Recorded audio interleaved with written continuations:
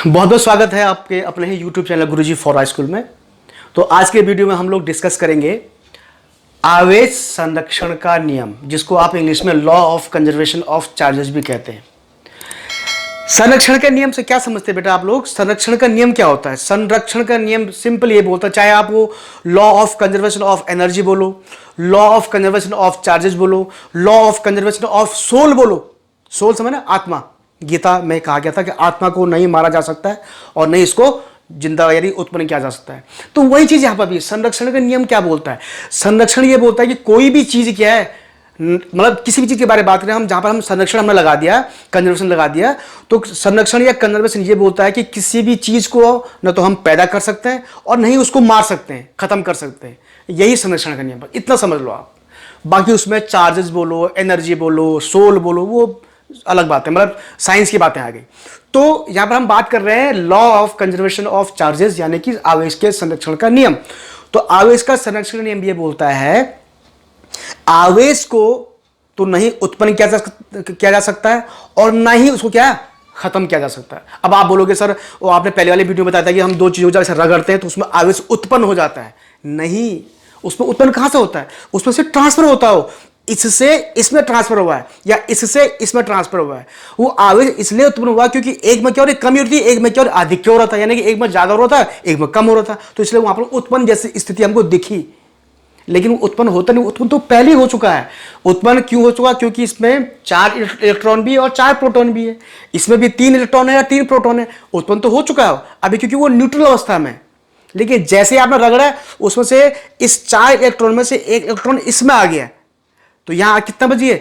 यहां पर 4 प्रोटॉन बच गए हैं और 3 इलेक्ट्रॉन बच गए, तो प्रोटॉन की संख्या ज्यादा हो गई, यानी कि ये धन आवेशित हो गया। यहां पर 3 इलेक्ट्रॉन और 3 प्रोटॉन थे, यहां पर 1 इलेक्ट्रॉन और आ गए, तो ये 4 इलेक्ट्रॉन बन गए और 3 प्रोटॉन बन गए, यानी कि ऋण आवेशित हो गया। तो आवेशित ये सिर्फ ट्रांसफर हुआ है, उत्पन्न नहीं किया गया, पैदा नहीं किया गया।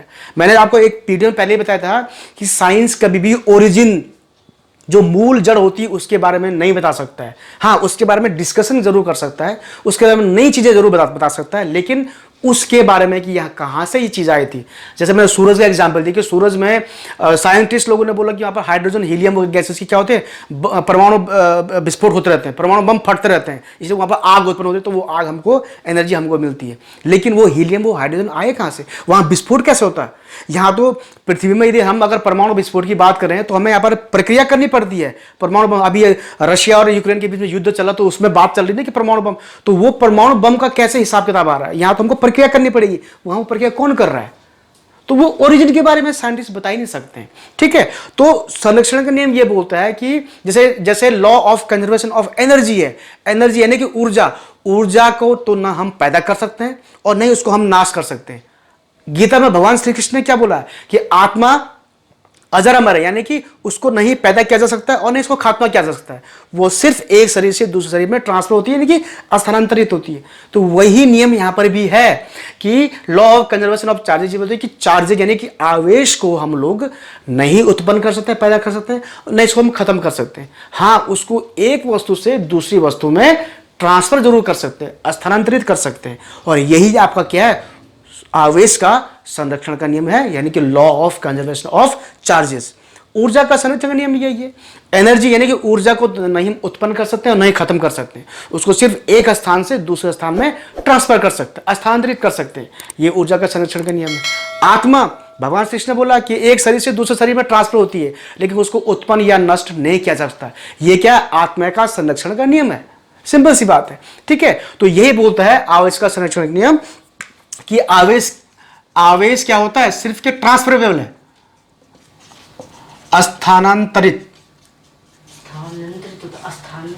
स्थानांतरित कर सकते हैं इसको सिर्फ। ठीक है, इसको उत्पन्न या इसका विनाश यानी कि नष्ट करना, विनाश नहीं कर सकते।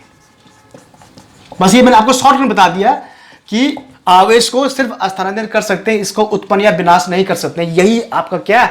आवेश का संरक्षण का नियम है। और आवेश को हमेशा, जैसे मैंने आपको पहले ही बताया था, आवेश को हमेशा हम दिखाते हैं कूलाम से, कूलाम से। और जैसे ऋण आवेश है, ऋण आवेश होता ना, ऋण आवेश को, जो इलेक्ट्रॉनिक का जो ऋण आवेश होता है उसका अक्सर मान अब 1.6 इंटू 10⁻⁻19 कूलाम होता है। ये तो ऋण आवेश की हम बात कर रहे हैं, ठीक है। तो ये आपका था आवेश के संरक्षण का सिद्धांत। तो इस प्रकार से आपने आवेश का संरक्षण का नियम समझ गया। तो मैं उम्मीद करता हूं आपको आवेश का संरक्षण का सिद्धांत समझ में आ गया होगा कि ये आखिर होता क्या है। अगर वीडियो पसंद आए तो इसको लाइक कीजिए, शेयर कीजिए और चैनल को जरूर सब्सक्राइब कीजिएगा। जल्दी आऊंगा एक नए वीडियो में, एक नए ज्ञान के साथ, एक नए क्वेश्चन के साथ। तब तक मुझे अनुमति दीजिए। धन्यवाद।